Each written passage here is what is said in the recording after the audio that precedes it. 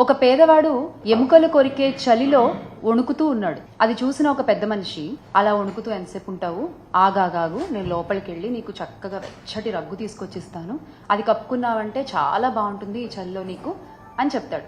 చెప్పి ఆ పెద్ద మనిషి పాటికి ఆ పెద్ద మనిషి వెళ్ళిపోతాడు. బయట ఇతను వెయిట్ చేస్తూ ఉంటాడు, ఆ పెద్ద మనిషి ఎప్పుడు వస్తాడు, ఆ రగ్గు ఎప్పుడు తెస్తాడు, నేను ఎప్పుడు కప్పుకోవాలి, నేను ఎప్పుడు నిద్రపోవాలి అని. మాట ఇచ్చిన పెద్ద మనిషి ఇచ్చిన మాట సంగతి మర్చిపోతాడు. మరుసటి రోజు ఉదయం ఆ మనిషికి ఆ మాట గుర్తొచ్చి బయటకు వచ్చి చూస్తే అప్పటికి ఆ పేదవాడు చనిపోయి ఉంటాడు. అతని చేతిలో ఒక ఉత్తరం ఉంటుంది. అది తీసుకుంటే దాంట్లో ఇలా రాసి ఉంటుంది, అయ్యా నా శరీరం చలిలో ఉన్నా, ఆ చలికి అలవాటు పడిపోయి ఉంది, బతికున్నా నేను, కానీ మీరు కలిగించిన ఒక ఆశ వల్ల, మీరు చెయ్యలేనటువంటి ఒక మాటని మీరు చెప్పడం వల్ల, ఆ ఆశతో నా శరీరం ఆ చలికి తట్టుకునే శక్తిని కోల్పోయి అలా చచ్చిపోయి ఉన్నాను. అప్పుడు ఆ పెద్ద మనిషికి అర్థమైంది, ఓహో మనం ఇలా తెలియకుండా ఒక ప్రాణాన్ని తీసేసామా అని. ఇక్కడ ఆ మాట ఇచ్చిన పెద్ద మనిషి ఎవరు అని నేను అడగట్లా, ఆ పేదవాడు ఎవడు అని కూడా నేను అడగట్లా. తెలుసుకోవాల్సింది ఏంటి అంటే, చేత కానప్పుడు, చెయ్యలేనప్పుడు మాటలు చెప్పకూడదు, ఆశలు కలిగించకూడదు. వీటినే అచ్చ తెలుగు భాషలో చెప్పాలంటే శుష్క వాగ్దానాలు అంటారన్నమాట.